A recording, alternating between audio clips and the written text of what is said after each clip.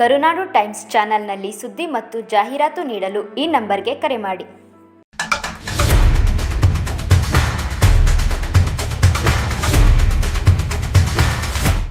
ಕಸ್ತೂರಿ ಕರ್ನಾಟಕ ಜನಪರ ವೇದಿಕೆ ಮತ್ತು ತಾಲೂಕಿನ ಹಲವಾರು ರೈತ ಸಂಘಟನೆಗಳು, ದಲಿತ ಸಂಘಟನೆಗಳು ಮತ್ತು ಬೇರೆ ಬೇರೆ ಸಂಘಟನೆಗಳ ಮುಂಚೂಣಿಯೊಂದಿಗೆ ಇವತ್ತು ಬಹಳ ಮುಖ್ಯವಾಗಿ ಮೇಕೆದಾಟು ಯೋಜನೆ ಆಗಬೇಕು, ಕಿತ್ತಳೆಗಾಲ ಯೋಜನೆ ಪೂರ್ಣಗೊಳ್ಳಬೇಕು, ಕನ್ನಡ ಶಾಲೆಗಳನ್ನು ಯಾವುದೇ ಕಾರಣಕ್ಕೂ ಮುಚ್ಚಬಾರದು ಅನ್ನುವಂಥದ್ದು, ಹಾಗೆ 3,80,000 ಉದ್ಯೋಗಗಳನ್ನ ತುಂಬಬೇಕು ಅನ್ನುವಂಥ ಒತ್ತಾಯ, ಹಾಗೆ ಆನೆ ದಾಳಿಯನ್ನ ನಿಲ್ಲಿಸಬೇಕು, ರೈತರ ನೆರವಿಗೆ ಧಾವಿಸಬೇಕು, ವೈಜ್ಞಾನಿಕವಾಗಿ ಪರಿಹಾರವನ್ನು ಕೊಡಬೇಕು ಅನ್ನುವಂತಹ ಒತ್ತಾಯವನ್ನು ಸರ್ಕಾರಕ್ಕೆ ಮಾಡಿದ್ದೇವೆ.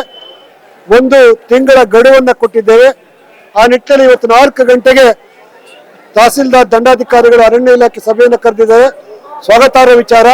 ಹಾಗೆಯೇ ಸರ್ಕಾರ ಉದ್ಯೋಗ ಕೊಡಬೇಕು, ಇಲ್ಲೇ ತಮ್ಮ ಕುರ್ಚಿಯನ್ನು ಬಿಡಬೇಕು ಅನ್ನುವಂಥ ಒಂದು ಒತ್ತಾಯದೊಂದಿಗೆ ಇವತ್ತು ನಮ್ಮ ಆಗ್ರಹವನ್ನ ಸರ್ಕಾರಕ್ಕೆ ಸಲ್ಲಿಸಿದ್ದೇವೆ.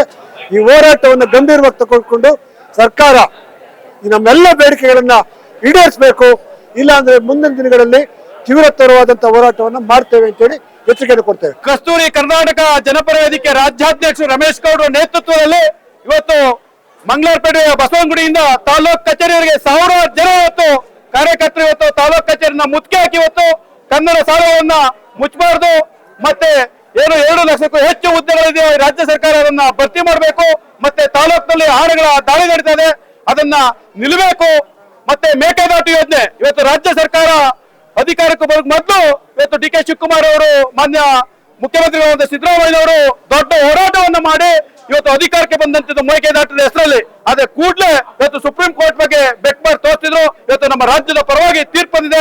ಯಾವಾಗ ನೀವು ಗುದ್ದಿ ಪೂಜೆಯನ್ನ ಮಾಡ್ತೀರಿ, ಸಂಕ್ರಾಂತಿ ಬಳಿಕ ನೀವು ಗುದ್ದಿ ಪೂಜೆಯನ್ನ ಮಾಡಬೇಕು ಅಂತ ಹೇಳಿ ರಾಜ್ಯ ಸರ್ಕಾರವನ್ನ ಒತ್ತಾಯ್ತಾ, ಮತ್ತೆ ಸತ್ಯವಾಲ ಯೋಜನೆ ಕೂಡಲೇ ನೀರಾವರಿ ಸಚಿವರಾದಂತ ಡಿ ಕೆ ಶಿವಕುಮಾರ್ ಅವರು ಪೂರ್ಣ ಮಾಡಬೇಕು ಅಂತ ಹೇಳಿ ಕಸ್ತೂರಿ ಕರ್ನಾಟಕ ಜನಪರ ವೇದಿಕೆ ರಾಜ್ಯಾಧ್ಯಕ್ಷ ರಮೇಶ್ ಗೌಡ ನೇತೃತ್ವದಲ್ಲಿ ಹೋರಾಟವನ್ನ ಮಾಡ್ತಾ ಇದ್ದೇವೆ. ಈ ಹೋರಾಟಕ್ಕೆ ರಾಜ್ಯ ಸರ್ಕಾರ ಗಂಭೀರವಾಗಿ ಪರಿಗಣಿಸ್ತಾ ಇದೆ.